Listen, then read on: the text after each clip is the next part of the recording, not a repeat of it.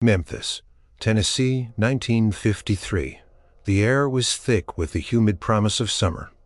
But inside the small shotgun-style house on Winchester Avenue, a different kind of heat simmered.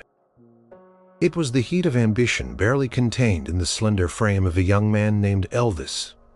Aaron Presley. Elvis was 20 years old, and he knew two things better than most: the grit of honest labor and the sweet, soul-stirring power of music. He worked odd jobs, driving a truck for Crown Electric, lugging lumber, or doing whatever he could to bring a few dollars home to his mama, Gladys, and his daddy, Vernon. Every penny counted, but even as his muscles ached from the day's work, his mind was always on a melody, a chord, a rhythm. The radio was his constant companion, a portal to another world. He listened to the blues wail from Beale Street, the country tunes drifting in from the Grand Ole Opry, and the gospel hymns that filled the Sunday air. He absorbed it all, letting the different sounds swirl inside him, mixing them in a way no one else seemed to. He'd sing along, his voice a low rumble that could rise to a soaring, heartfelt cry. "Elvis, honey, you sing like an angel," Gladys would often say, her eyes shining with pride. She saw something special in her son, something beyond the dusty truck driver's uniform. She knew his heart was meant for more than hauling wires. Vernon, practical as ever, would nod. "You got a gift, son. Just got to figure out what to do with it." Elvis wanted to figure it out more than anything. He'd bought his first guitar years ago, a cheap acoustic, and he'd spent countless hours strumming, teaching himself chords, making up his own songs, or putting his unique spin on old ones. He'd play for his parents, for neighbors, for anyone who'd listen. He even performed a few times at local talent shows, his knees knocking together but his voice true and strong. His biggest dream, though, felt as distant as the moon: to record a song, to hear his own voice, his own sound coming out of that very radio he spent so much time listening to. He didn't want fame, not really. He just wanted to share the music that swelled inside him, to connect with people the way music connected with him. He'd heard about Sun Records, a small studio downtown run by a man named Sam Phillips. They recorded local musicians, blues singers, country artists. It was a place where people with raw talent could lay down a track for a few dollars. It felt like destiny. With a determination that surprised even himself, Elvis saved every spare nickel and dime. He skipped lunches, walked instead of taking the bus, and worked extra hours. Finally, he had enough.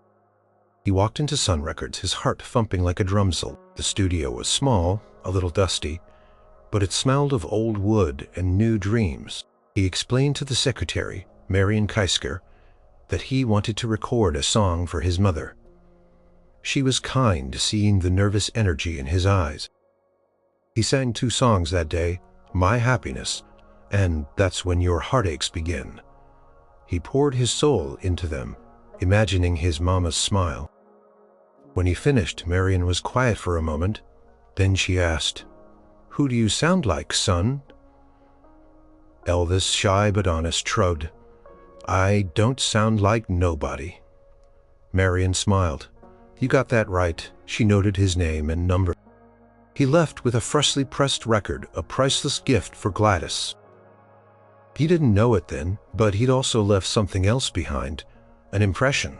Days turned into weeks. Elvis continued his truck driving, still dreaming, still singing.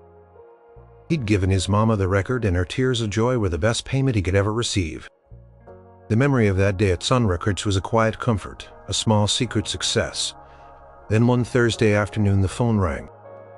It was an old rotary phone, heavy and black, sitting on a small table in the hallway. Picked up the receiver, his voice a little hoarse. "Hello?" A deep, calm voice came through the line. "Is this Elvis Presley?" "Yes, sir," Elvis managed, trying to sound more confident than he felt. "This is Sam Phillips from Sun Records. Marion played me your demo. You've got an interesting voice, son. I'd like you to come back down to the studio. I want to hear you sing a few more things. Think you can make it tomorrow?" Elvis's breath hitched. He closed his eyes. This wasn't just a call. It was a crack in the universe, a tiny sliver of light breaking through the clouds. It was the possibility of everything. "Yes, Sir Arde," he said, his voice stronger now. "I'll be there." He hung up the phone, a wide grin spreading across his face. He didn't know what would happen next, but he knew one thing. His name, Elvis Presley, had just been spoken by a man who could open doors. He felt a shiver of anticipation, a feeling that his life was about to change. He just didn't know how much. The next morning, Elvis walked into Sun Records, feeling a mix of nerves and pure, unadulterated excitement. He wore his best clothes, a clean-pressed shirt and dark trousers. His hair slicked back with a dab of pomade. He'd polished his shoes until they gleamed. This wasn't just an audition. It was a chance, a shot at something he'd only dared to dream about. Sam Phillips, the owner and producer, was waiting for him. He was a man with a keen eye and an ear for the unusual, a quiet intensity about him. He greeted Elvis with a handshake that was firm but not overly warm. "Glad you could make it, son. Have a seat." The studio itself was humble. A few microphones, some recording equipment, and a small area for musicians. But for Elvis, it felt like the most important place in the world. "So, Elvis," Sam began, leaning back in his chair, "Marion tells me you don't sound like anyone else. That's a good start. What do you want to sing for me today?" Elvis cleared his throat, his heart doing a frantic tap dance. "Well, sir, I got a few gospel songs and some country ballads." "Go on," Sam encouraged, gesturing to the microphone. "Just sing whatever feels right." Elvis picked up his guitar. He started with a slow, heartfelt rendition of "I'll Never Let You Go, Little Darling." His voice was clear, emotive, carrying a surprising depth for his age. Sam listened intently, nodding occasionally. But his expression remained unreadable when Elvis finished. Sam thanked him and asked for another. He sang a few more songs, mostly slow numbers, trying to showcase his vocal range and control. Each time Sam's reaction was polite, but lacked that spark, that something. Elvis desperately hoped to ignite. He could feel the audition slipping away, turning into just another practice session. The air in the studio felt heavy with unspoken disappointment. "All right, Elvis," Sam finally said, his voice flat. "That was pleasant. You've got a nice voice, son. But I'm looking for something different. Something that truly stands out." Elvis's shoulders slumped. He knew what that meant. He wasn't different enough. He was just another hopeful singer in a city full of them. The dream which had felt so close just moments ago was already receding. He mumbled a thank you. Starting to pack up his guitar, he felt a familiar knot of disappointment in his stomach. He was about to walk out to go back to his truck driving, to put his musical aspirations back into the hobby box. Then Sam's assistant, Marion, who had been quietly observing, spoke up. "Sam, why don't we bring in Scotty and Bill, just to see if they can work up anything with him?" Sam paused, considering. Scotty Moore was a guitarist, and Bill Black was a bassist. They were session musicians. A few minutes later, Scotty and Bill arrived, guitars in hand, looking a little confused. Sam introduced them to Elvis, and they exchanged quick nods. The atmosphere was still a bit tense, like a storm brewing just beneath the surface. "All right, boys," Sam said. "Just fool around a bit. See if anything clicks, Elvis. What kind of songs do you like to really cut loose on?" Elvis, feeling a sudden surge of something. Desperation. Thought of the songs he sang when no one was listening. The ones that made his hips sway and his foot tap. "Well, I like some of Arthur Crudup's stuff, or Bill Monroe." He picked up his guitar again, a different kind of energy buzzing through him. He looked at Scotty and Bill, who looked ready for anything. And then, without really thinking, he launched into a fast, upbeat version of Arthur Crudup's "That's All Right." He didn't just sing it, he felt it. His voice exploded raw and energetic, mixing blues and country in a way that sounded totally fresh. His left leg started to shake involuntarily, a nervous habit that combined with the music made him look like he was dancing, even while standing still. He swayed, he bopped, he let the music take over. Scotty, initially just playing along, caught on to the energy. His guitar riffs became sharper, more aggressive. Bill with his bass found a driving rhythm that made the whole room vibrate. They were a raw, untamed trio, feeding off each other's energy. Sam Phillips, who had been sitting quietly, suddenly leaned forward. His eyes, which had been so unreadable, now sparkled with an almost wild excitement. He tapped his foot, then started to snap his fingers. A wide, incredulous smile spread across his face, something he'd been searching for, hoping for, but never quite found. The sound was rough around the edges, but it was electric, alive. It had soul rhythm and a rebellious spirit. It was the sound of youth, of change, of something about to explode. When the last chord died down, the studio was silent for a moment, charged with the lingering energy of the music. Elvis was breathless, grinning, his cheeks flushed. Scotty and Bill looked at each other, equally surprised and pleased by what had just happened.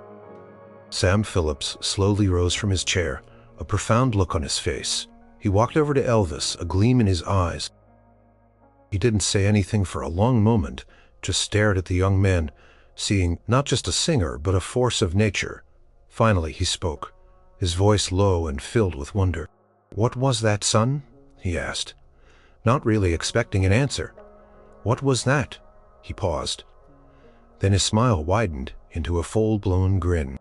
"Elvis," he said, his voice firm and decisive, "I think we just found something here.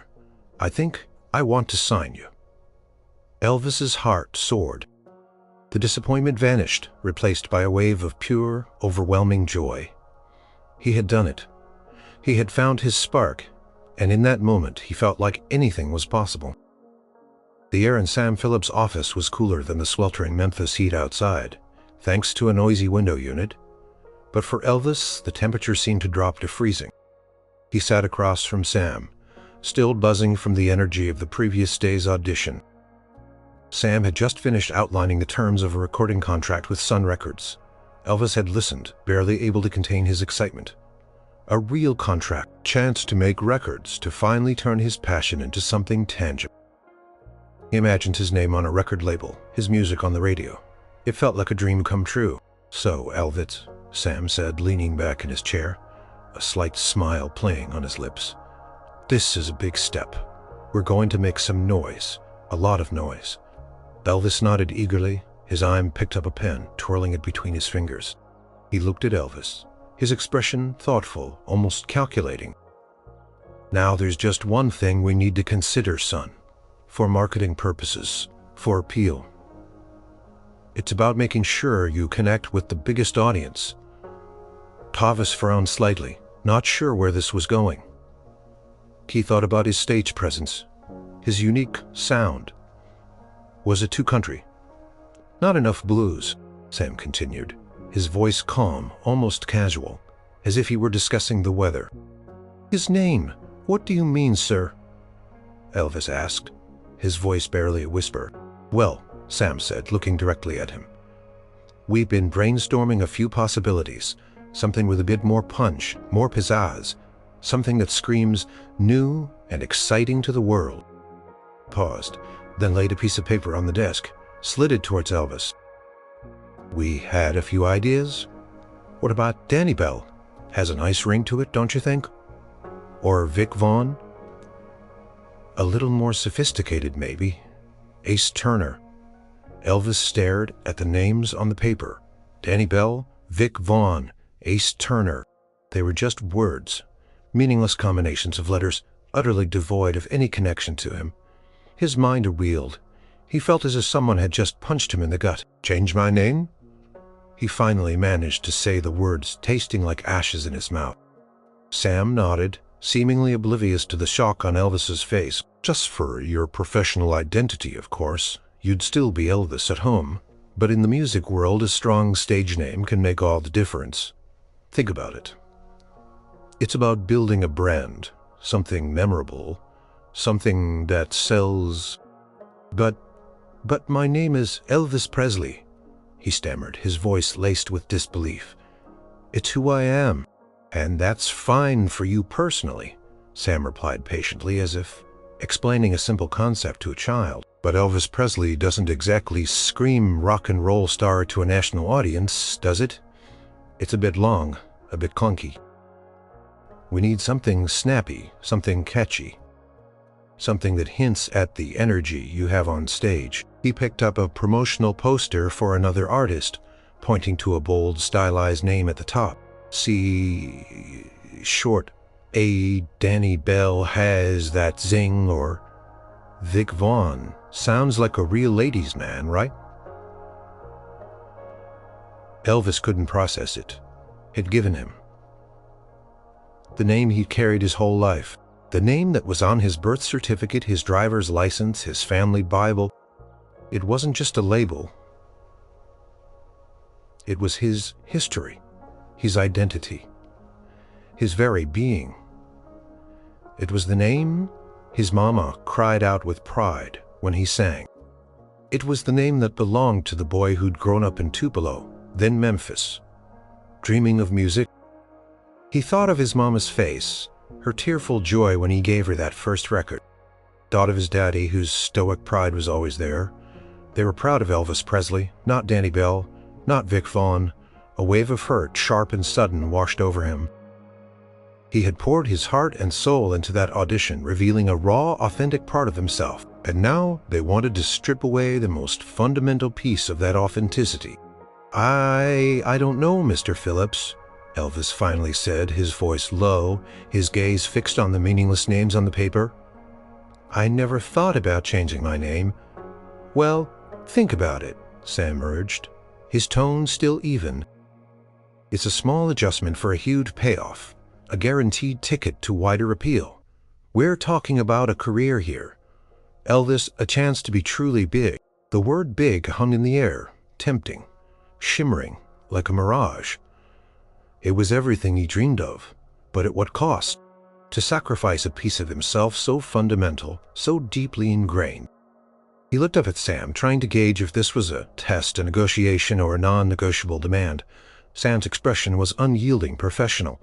This wasn't a suggestion. It was a condition. "Go home. Sleep on it," Sam said, standing up, indicating the meeting was over. "Talk to your family. I'm sure they'll understand. This is for your future, son. For your music to reach everyone." Elvis stood up slowly.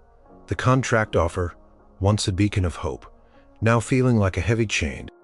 He picked up the paper with the proposed names, crumpling it slightly in his hand.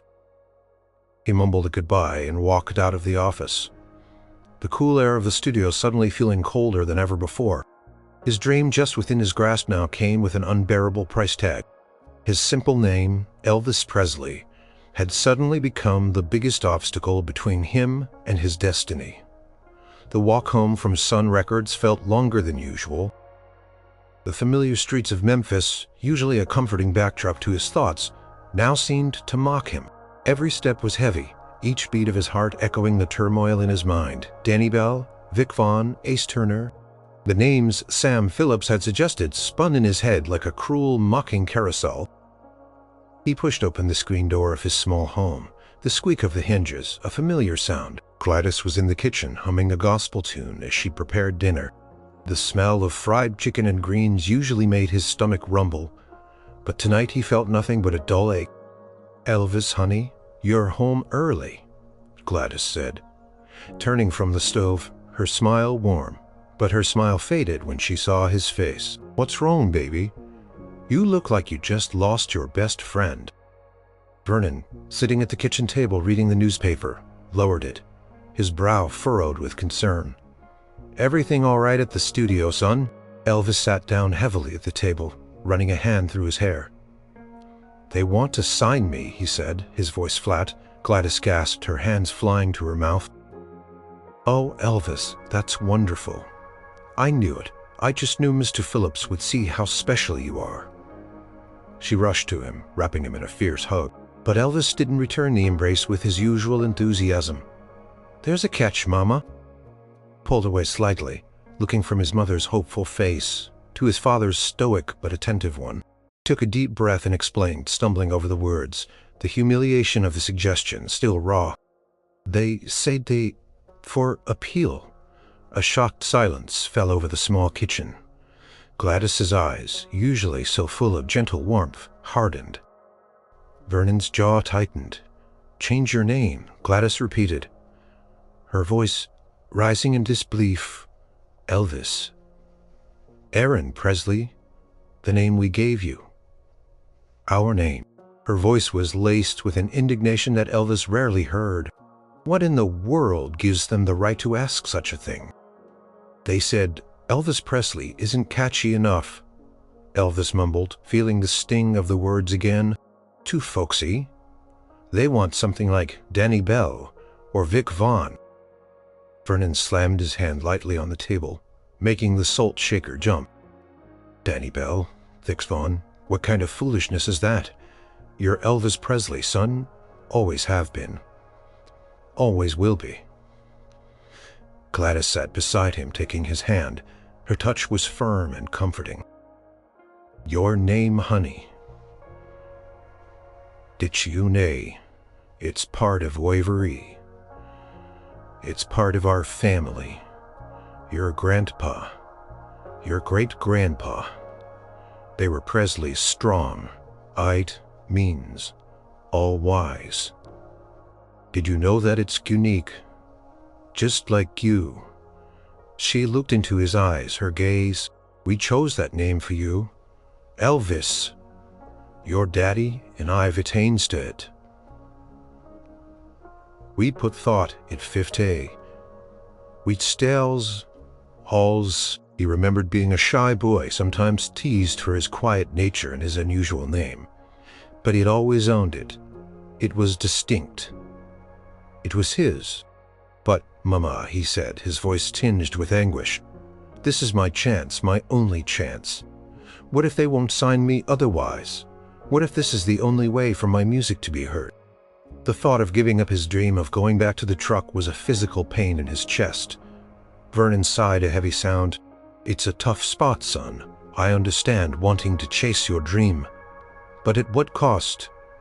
Is it worth losing a piece of yourself to gain something else?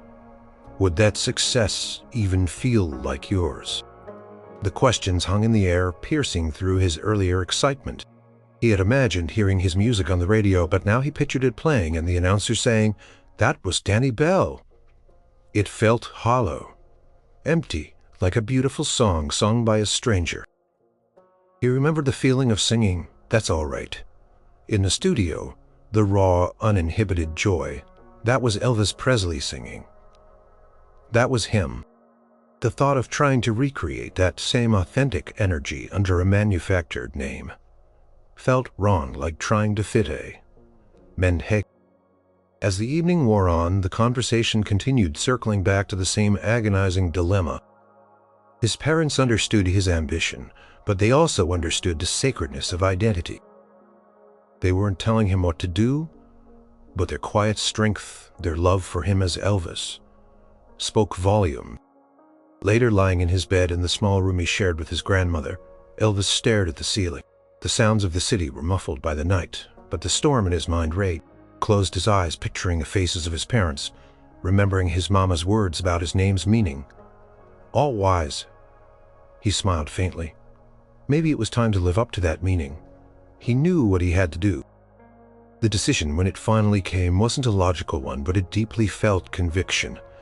It was about respect for himself, for his family, for the raw, honest music that flowed through his veins. He would rather fail as Elvis Presley than succeed as someone else. The dream was important, yes, but not at the cost of his soul. He would go back to Sun Records tomorrow, and he would tell Sam Phillips his answer. His name was Elvis Presley, and that was that. The next morning, the walk to Sun Records was different. There was no nervous excitement, no agonizing indecision. Instead, Elvis felt a quiet resolve, a strength that settled deep within him. He wasn't going to beg or argue or even plead. He was going to simply state his truth. He walked into the studio, and Marion Keisker directed him to Sam Phillips' office. Sam was already there behind his desk, looking expectant. He gestured for Elvis to sit. "Good morning, Elvis," Sam said, his voice brisk and professional. "Did you have a chance to think about what we discussed?" Elvis nodded, meeting Sam's gaze directly. "Yes, sir, I did."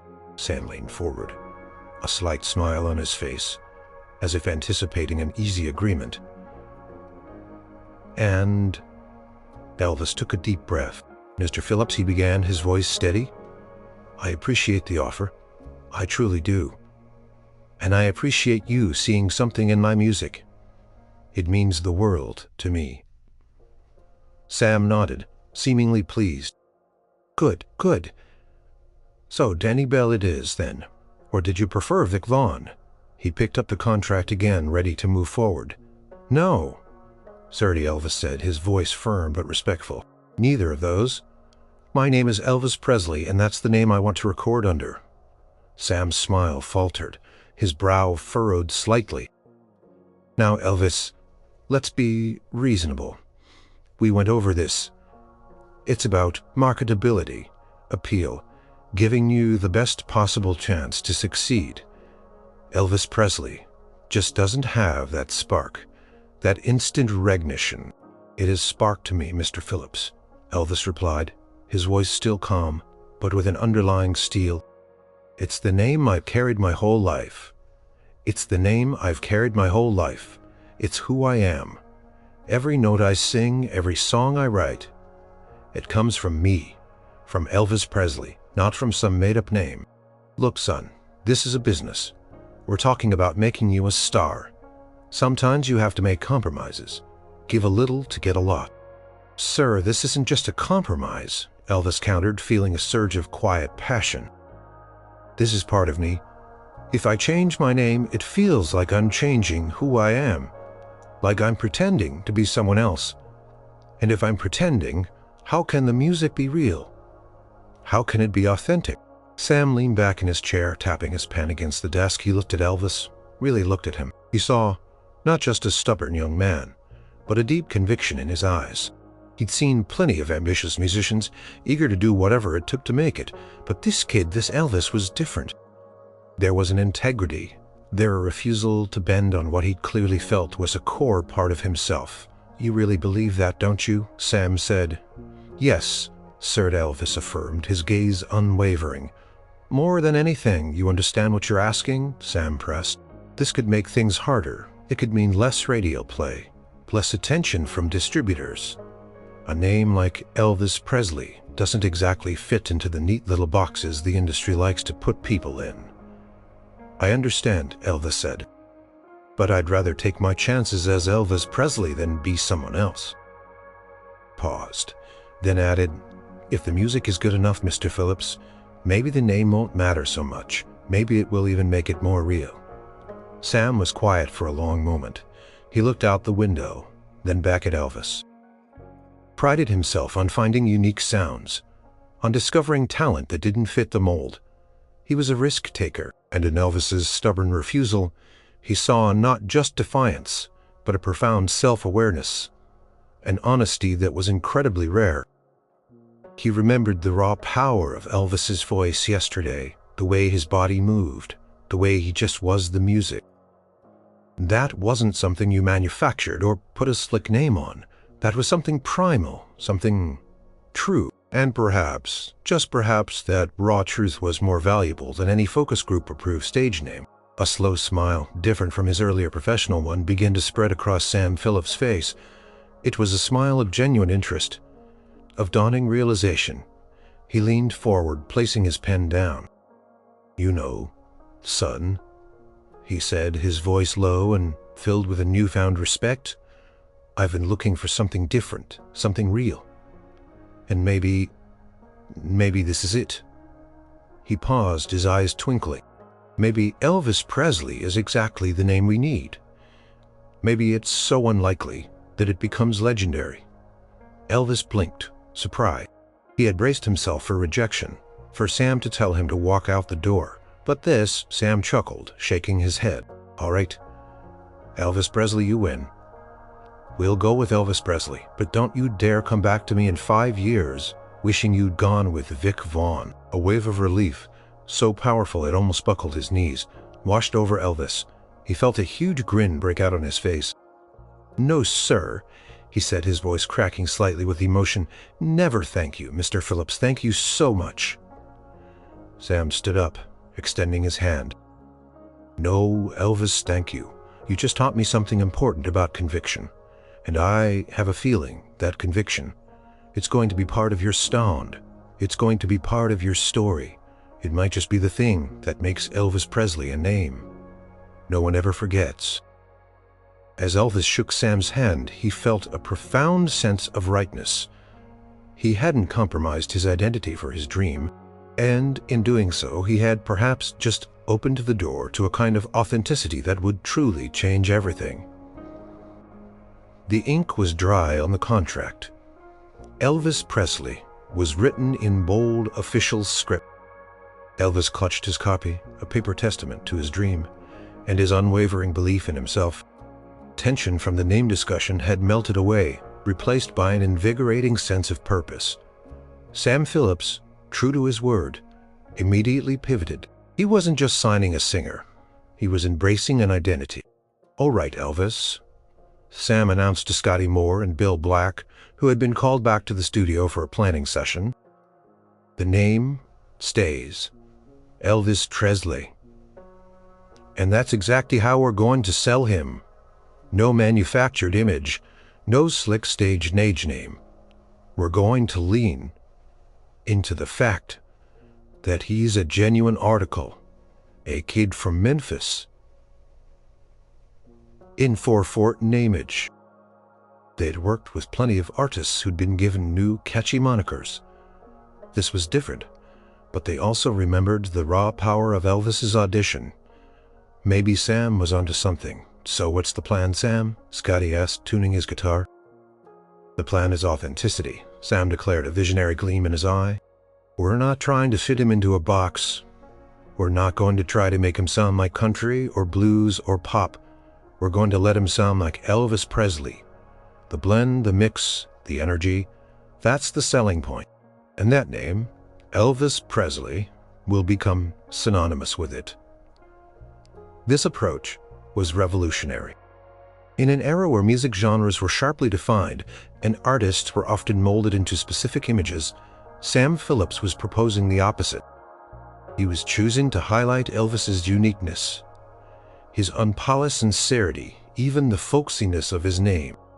He was betting that truth would resonate more than artifice. They got to work immediately. Sam wasn't interested in recording perfect, polished tracks.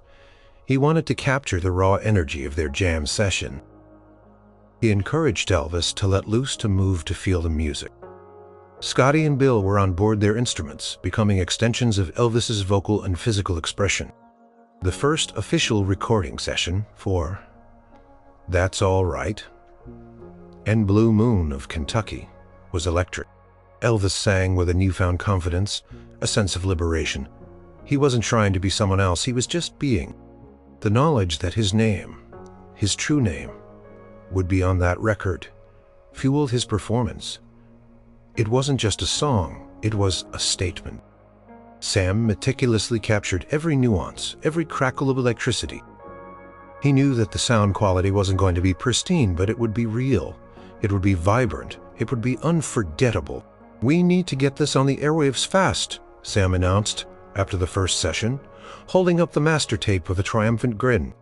"And we need to make sure everyone knows who this is, Elvis Presley. Remember that name." The record labels in New York and Nashville often looked down on the small independent Sun Records. They preferred established sounds, big-name artists, and predictable markets. They tried to create their own stars, often giving them catchy, easy-to-remember names like Johnny Flash or Billy Riv. Sam Phillips, by letting Elvis keep his name, was inadvertently setting him apart from all of them. He wasn't just another manufactured product, he was an original. Elvis felt a sense of peace he hadn't known before. He hadn't sacrificed his identity for his dream. Instead, his identity had become an integral part of that dream. He knew this path might be harder, that some might not understand. But he also knew that he was building something genuine, something that truly belonged to him. He thought of his mama and daddy, and the pride he knew they would feel when they saw his name on a record. Not a changed name, but his name. The name they had lovingly chosen for him. As he left the studio that day, the Memphis sun felt warmer, the air lighter. He was Elvis Presley, truck driver, and now soon-to-be recording artist. And the name once deemed a liability now felt like a badge of honor, a silent promise of authenticity in a world that craved something real. The first steps on a truly different path had been taken, and the world was about to hear a name it would never forget. The day That's All Right was released, a palpable buzz filled the air in Memphis. It wasn't a national sensation yet, but within the city something was stirring. Sam Phillips had sent copies of the single to local radio stations, hoping for a bit of airplay. He knew he had something special, something that didn't fit neatly into any existing genre. True ignition point came with Dewey Phillips, a disc jockey at WABQ Radio. No relation to Sam. Dewey's show, Red, Hot, and Blue, played a wild mix of R&B, blues, and country. He was known for his eccentric personality and his gut instinct for a hit. One evening, Dewey was sifting through new releases when That's All Right caught his eye. The label read Elvis Presley. He'd never heard the name before, and the song sounded like a curious blend of everything and nothing. He was intrigued. He put it on. The moment the opening guitar riff of That's All Right crackled through the airwaves, followed by Elvis's unique voice. The phone lines at WABQ lit up. People were calling in confused, excited, demanding to know what they were hearing. Is that a colored boy? Some asked, because of the bluesy sound. Is that a country singer? Others wondered, catching the twang. Who is Elvis Presley? Was the most common question. Dewey, sensing he had struck gold, played the song 14 times that night. He brought Elvis to the station for an impromptu interview. Live on air. Elvis, still shy, was terrified, but his genuine humility and charm shone through. He nervously confessed he had no idea what he sounded like.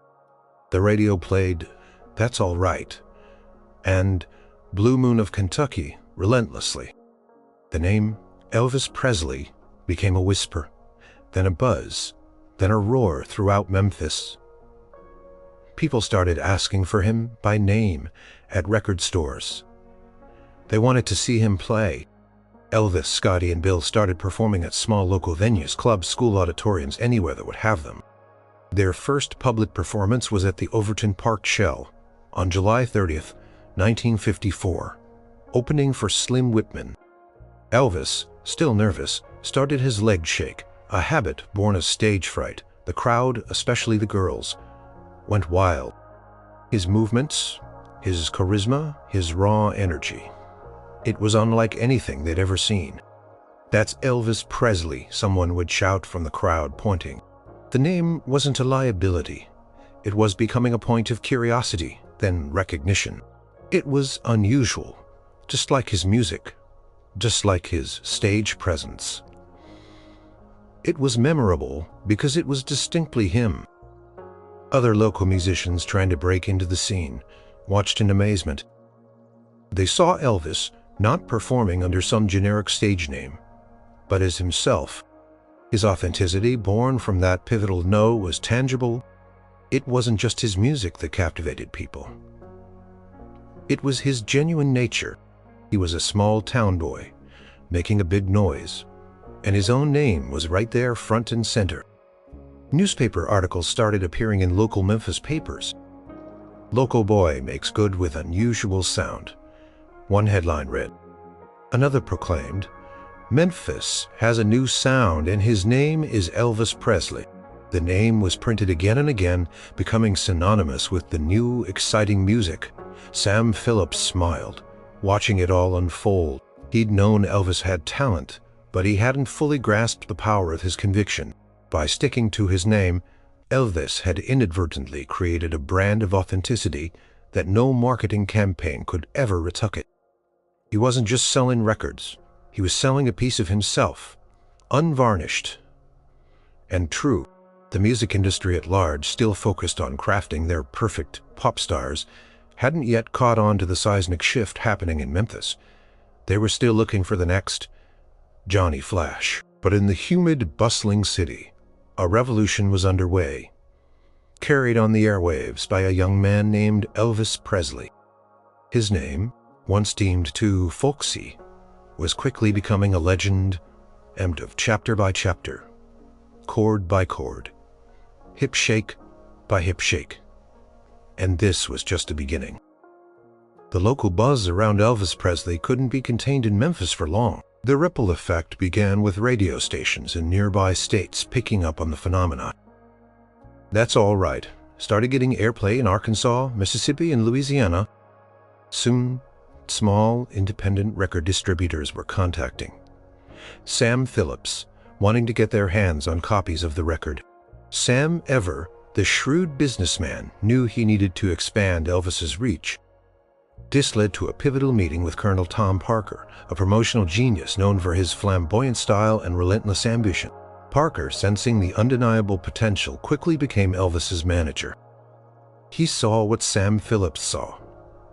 Not just a singer, but a force of nature. And the fact that Elvis had kept his own distinctive name rather than adopting a generic one only made him more intriguing to Parker. It gave him an angle. Parker's strategy was simple: get Elvis on television. If people could see him, they would understand the phenomenon. The first national TV appearance was on the Dorsey Brothers stage show in January 1956. Then came the Milton Berle Show, and most famously, the Ed Sullivan Show. These appearances ignited a national fervor. The controversy over his suggestive hip movements only amplified his fame. Parents were outraged, teenagers were captivated. And in every news report, every show introduction, every record played, the name was front and center: Elvis Presley. While other record labels were still busy trying to create their own versions of pop stars with catchy manufactured names, they found their efforts falling flat. They had Bobby Rhythm or Tommy Cool, but these artists, despite their slick names and carefully carved images, lacked the raw, undeniable authenticity that Elvis exuded. Their manufactured personals couldn't compete with the genuine article. The very name, Elvis Presley, once considered a liability, became a symbol of his individuality.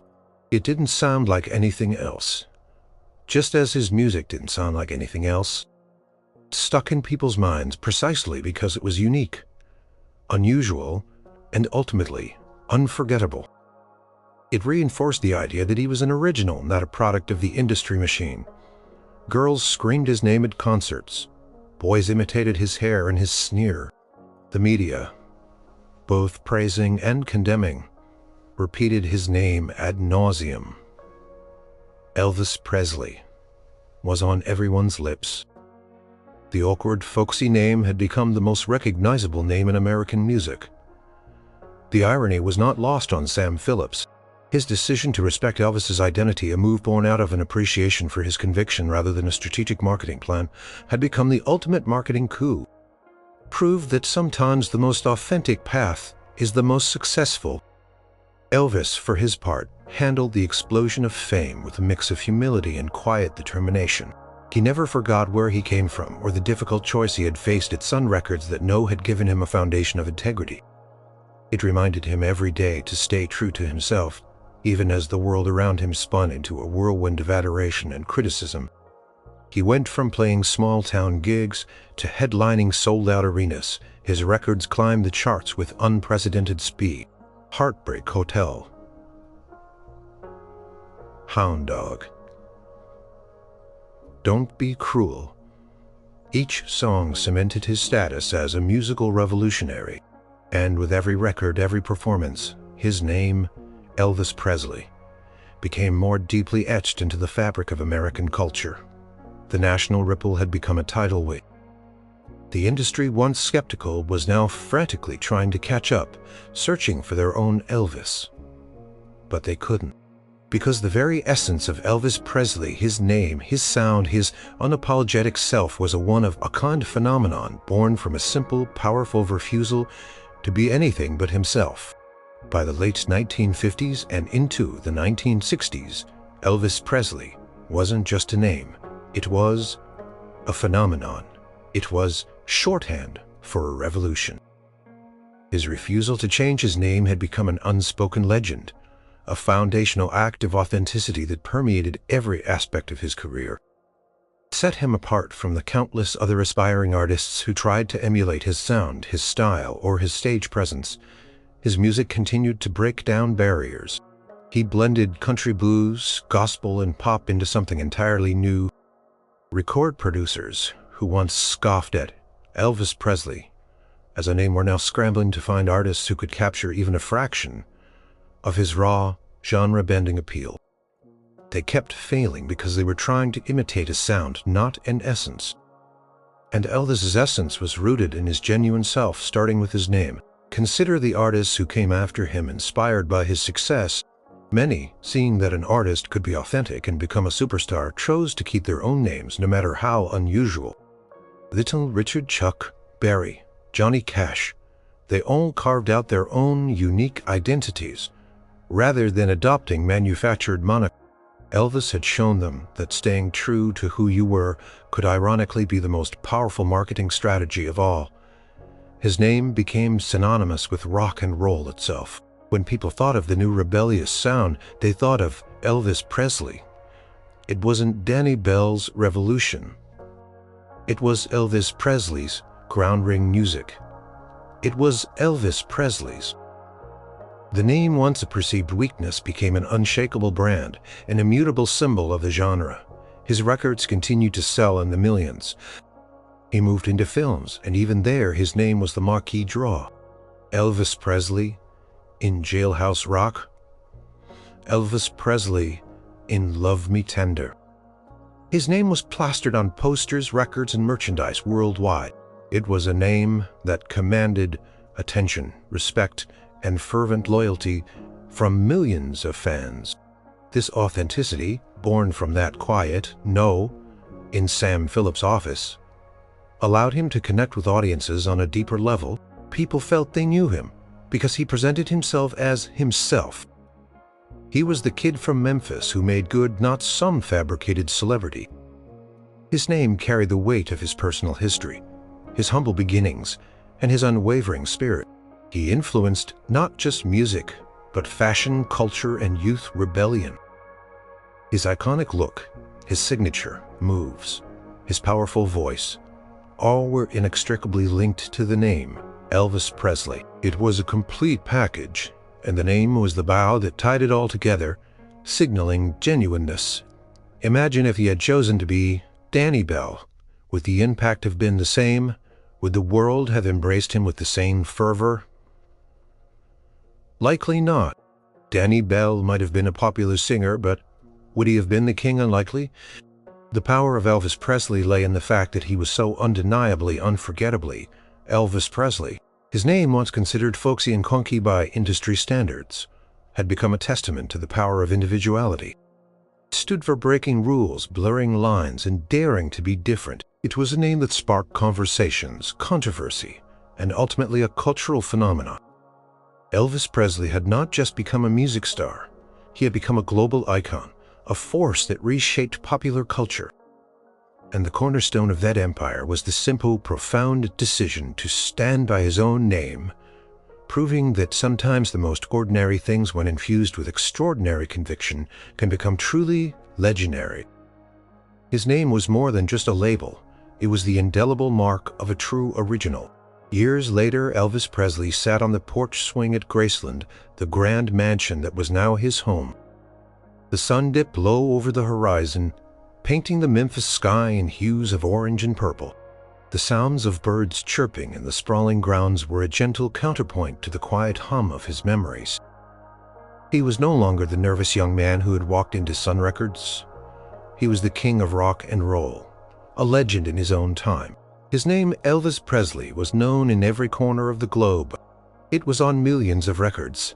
in countless newspaper headlines and whispered with awe by generations of fans. He thought back to that pivotal day in Sam Phillips' office.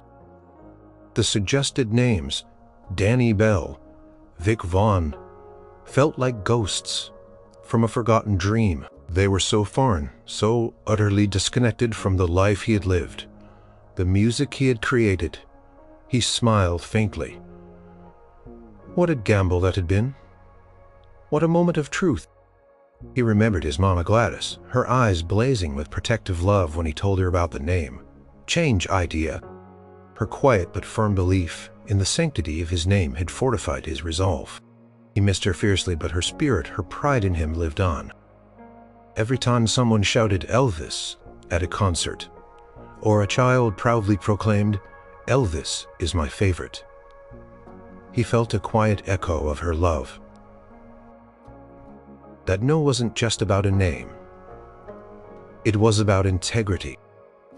It was about standing firm in who he was, even when the world, or at least the music industry, tried to mold him into something else. It was about honoring his roots, his family, and the raw, authentic music that flowed through his veins. And because of that no, his career had unfolded differently. He wasn't a manufactured pop star briefly shining before fading away. He was Elvis Presley, an undeniable force of nature whose very identity was part of his ground-ring appeal.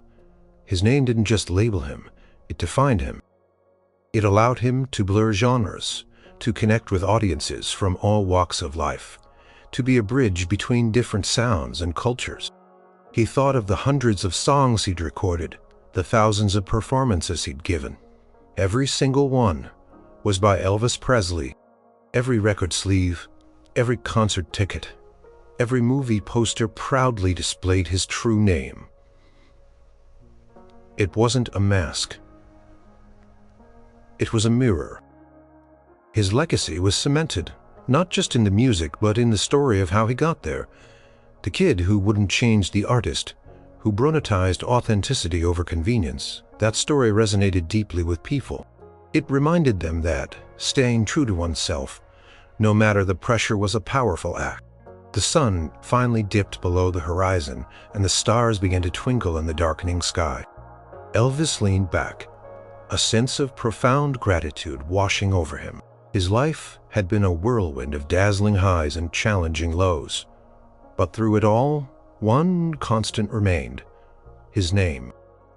It was the name that started it all, the name that almost stopped it all, and the name that ultimately became eternal. Elvis Presley. It wasn't just the name of a singer, it was the name of a revolution. It was the name of a boy who dared to say no, and in doing so changed music history forever. And as he closed his eyes, the memory of that simple, powerful refusal resonated like the most heartwarming song of all. His name, his truth would forever echo through time.